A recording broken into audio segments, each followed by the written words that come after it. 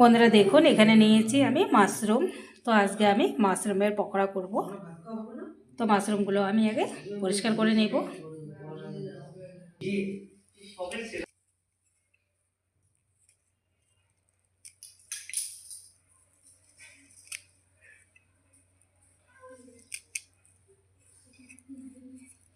এইভাবে আমি সবগুলো খুলে নেব। দেখুন, মাশরুমগুলো আমি ভালো করে ধুয়ে নিয়েছি। তো এখন আমি একটা ব্যাটার বানাবো। এইখানে নিয়েছি বেসন। বেসন দিয়ে করব পকোড়া। দিয়ে দিচ্ছি হলুদ গুঁড়ো, দিয়ে দিচ্ছি জিরে গুঁড়ো অল্প করে, গরম মশলা গুঁড়ো দিয়ে দিচ্ছি, দিয়ে দিচ্ছি লঙ্কা গুঁড়ো, ভেজে নেওয়া ধনে গুঁড়ো, পরিমাণ মতো দিয়ে দিচ্ছি লবণ। এখন জল দিয়ে একটা ব্যাটার বানিয়ে নেব। ব্যাটার আমি করে নিয়েছি জল দিয়ে। তো একটু কালো জিরে দিয়ে দিব। কালো জিরে দিলে কিন্তু খেতে ভালো লাগবে আর সেন্টটাও ভালো হবে।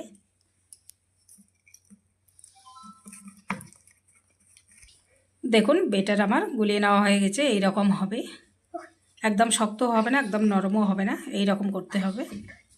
তো এখন আমি পকোড়া ভেজে নেব। কড়াইয়ে দিয়ে দিয়েছি তেল। তেল গরম হয়ে গেছে।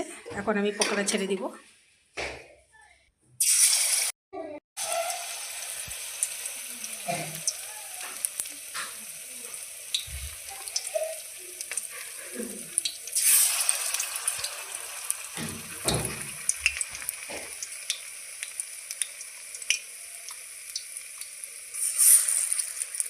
দেখুন, আমি 4টে দিয়ে দিয়েছি। দেখুন, আমি এখন উল্টিয়ে দিব।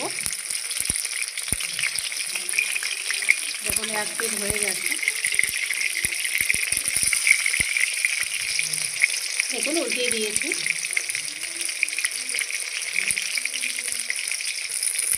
দেখুন, এই 4টে পকোড়া কিন্তু আমার হয়ে গেছে। একদম করকরে হয়েছে। দেখুন, এই 4টে নামিয়ে ওগুলো ভেজে নেব একইভাবে উলট পালট করে।